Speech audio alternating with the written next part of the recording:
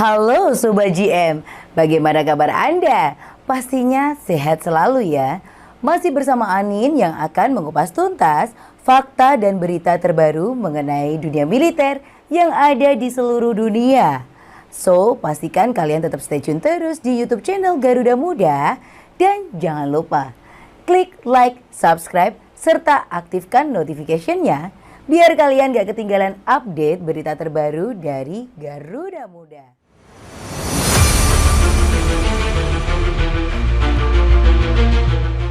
Latihan militer Indonesia dan Rusia mendapat sorotan asing. Presiden baru RI Prabowo Subianto dinilai akan mengupayakan peran yang lebih besar di panggung dunia sebagai bagian dari perubahan kebijakan luar negeri yang signifikan. Mengutip AFP, Indonesia dinilai sejak lama mempertahankan kebijakan luar negeri yang netral dan menolak untuk memihak dalam konflik Rusia-Ukraina atau persaingan AS-China. Tetapi Prabowo telah menyerukan hubungan yang lebih kuat dengan Moskow meskipun ada tekanan dari Barat terhadap Jakarta. Ini adalah bagian dari agenda yang lebih luas untuk meningkatkan hubungan dengan siapapun, terlepas dari blok geopolitik mereka, selama ada keuntungan bagi Indonesia, kata Peter Pandi, peneliti di Center for Strategic and International Studies dikutip Sabtu, 3/11.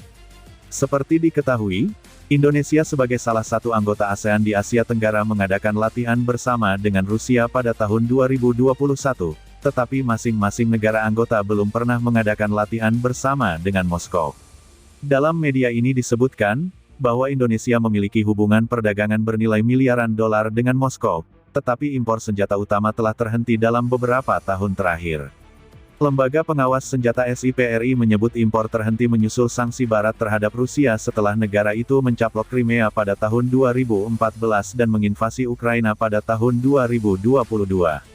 Namun, Prabowo tetap mempertahankan kesepakatan pembelian jet tempur Rusia senilai 1,1 miliar dolar yang ia setujui pada tahun 2018 lalu sebagai Menteri Pertahanan, meskipun ada ancaman sanksi dari Amerika Serikat. Jakarta juga menolak untuk mengalah ketika negara-negara Barat melobi Indonesia untuk tidak mengundang Rusia dari KTT G20 yang akan diselenggarakan pada tahun 2022. Prabowo bertemu dengan Presiden Rusia Vladimir Putin di Kremlin pada bulan Juli, kemudian mengumumkan latihan angkatan laut bersama yang menurut para ahli mengindikasikan bagaimana Moskow akan semakin penting sebagai bagian dari kebijakan luar negeri yang lebih luas. Latihan 5 hari tersebut dimulai pada hari Senin di Jawa bagian timur, di mana Moskow akan mengirimkan 3 kapal perang kelas korvet, sebuah kapal tanker sedang, helikopter militer, dan sebuah kapal tunda. Mereka menegaskan kembali bahwa kita tidak akan mengasingkan satu atau dua negara dalam arena geopolitik, kata Anton Aliabas, profesor di Sekolah Pascasarjana Diplomasi Paramadina. Pertemanan yang baik. Dalam kunjungannya ke Kremlin, Prabowo yang merupakan mantan jenderal berusia 73 tahun tersebut mengatakan bahwa ia ingin memperdalam hubungan dengan Rusia. Kami menganggap Rusia sebagai teman baik dan saya ingin terus mempertahankan dan meningkatkan hubungan ini, kata Prabowo kepada Putin. Sebelum pelantikannya bulan lalu, Prabowo mengatakan bahwa ia ingin membangun jaringan persahabatan yang kuat dengan negara tersebut.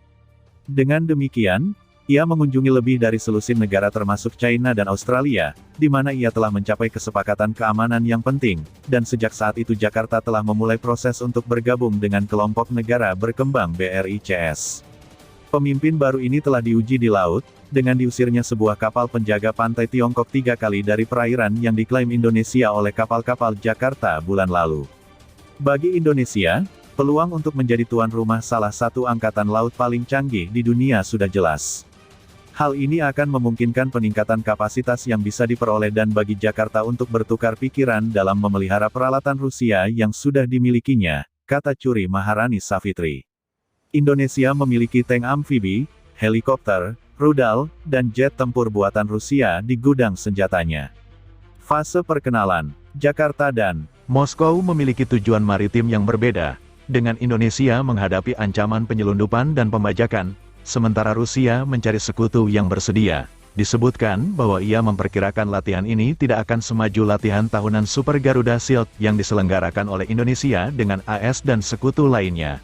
Namun, latihan ini mungkin masih akan menimbulkan keraguan di Washington, yang telah mencoba untuk mengisolasi Rusia secara diplomatis.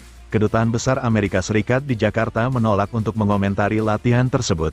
Bagi Prabowo, latihan ini memungkinkannya untuk mengirim pesan tentang kebijakan barunya di masa-masa awal kepresidenannya, kata Peter. Secara historis, AS telah menjadi mitra pilihan untuk latihan militer. Tapi, Indonesia telah mencoba untuk mendiversifikasi mitranya, katanya. Dan saya pikir ada tren yang lebih besar secara keseluruhan.